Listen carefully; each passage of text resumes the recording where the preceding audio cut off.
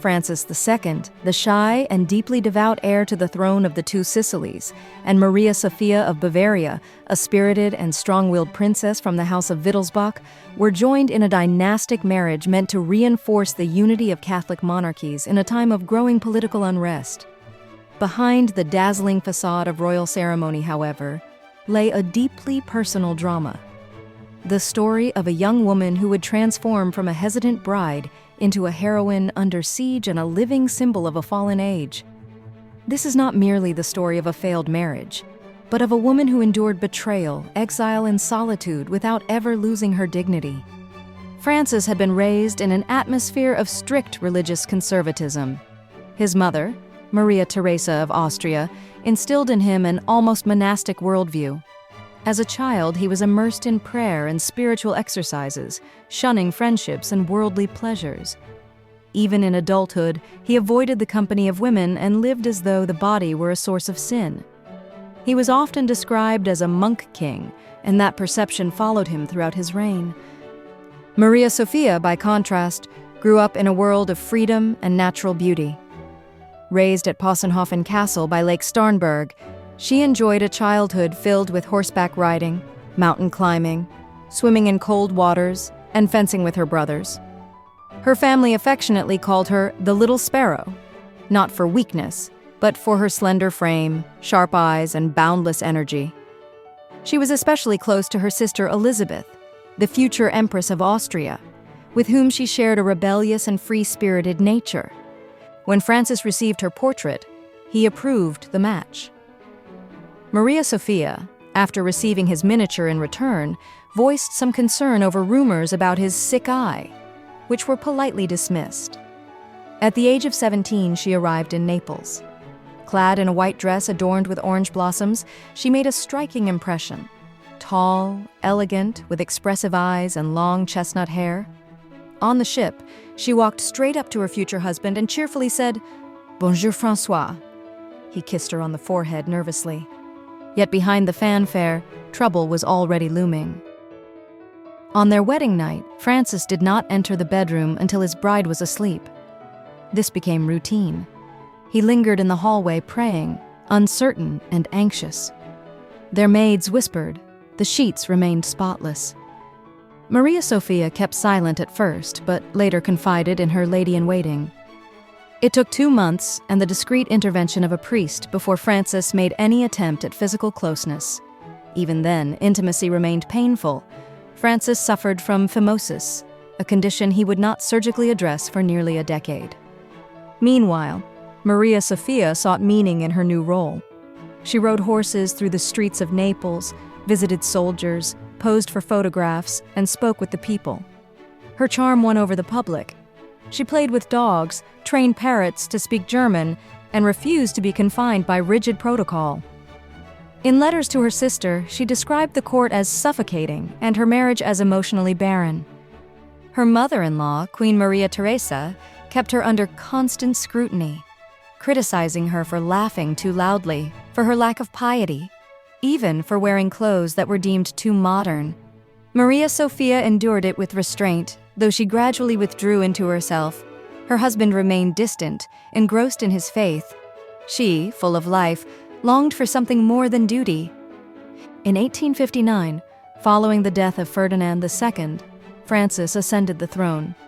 But the kingdom was crumbling.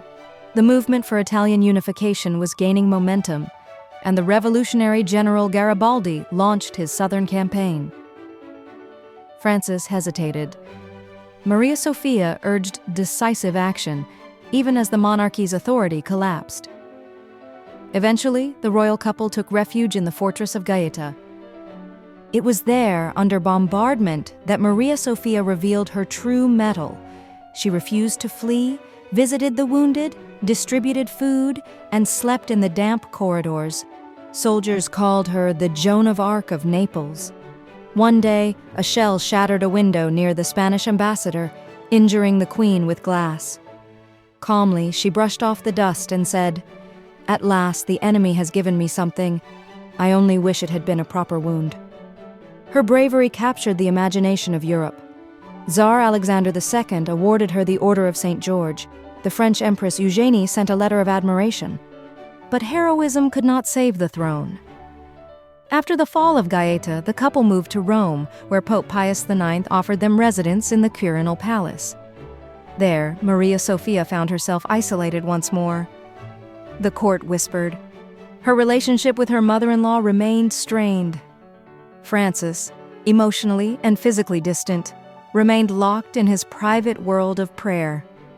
It was during this time that she formed a bond with Armand de Lavèze, an officer of the Papal Guard. In 1862, discovering she was pregnant, Maria Sophia quietly left for Bavaria under the pretense of needing rest. At the convent of St. Ursula in Augsburg, she gave birth to a daughter named Daisy. The child was immediately entrusted to a noble foster family, the de Guinestes, though Maria Sophia continued to send letters and gifts throughout the girl's life. While Lavèze later acknowledged paternity, court gossip claimed that the true father might have been the Spanish diplomat Salvador Bermúdez de Castro, Duke of Ripalda. He was a frequent guest in Maria Sophia's circle and was rumored to have once courted her sister Elizabeth. Whatever the truth, Maria Sophia eventually told Francis about the child. He reacted with silence, perhaps guilt. Not long after, he underwent surgery. A daughter was born within the marriage but died in infancy. Their relationship never recovered. They remained allies, but not lovers. She continued to perform ceremonial roles. He withdrew further. Over time, Maria Sophia became a figure of near mythic status. Her image adorned medallions, cigarette cases, and postcards. She was celebrated across Europe as the beautiful Exile. During the First World War, despite her resentment toward Italy, she visited German camps housing Italian prisoners. She spoke their language, brought food, donated books. To them, she was simply an old woman with a kind voice. No one knew she had once worn a crown. In later life, she settled in Munich. Her relationship with her sister Elizabeth eventually broke down entirely after Maria Sophia told their nephew, Crown Prince Rudolph, of rumors that Elizabeth was having an affair with Captain Bay Middleton. Elizabeth was outraged. They never reconciled. Francis died in 1894. Maria Sophia lived on for another 30 years. In her final days, she surrounded herself with portraits of her daughter, her sister, and her husband. She died in 1925 at the age of 83. Her remains were transferred to Naples and laid to rest beside Francis and their child. She had outlived her kingdom, her youth, her family, and her cause.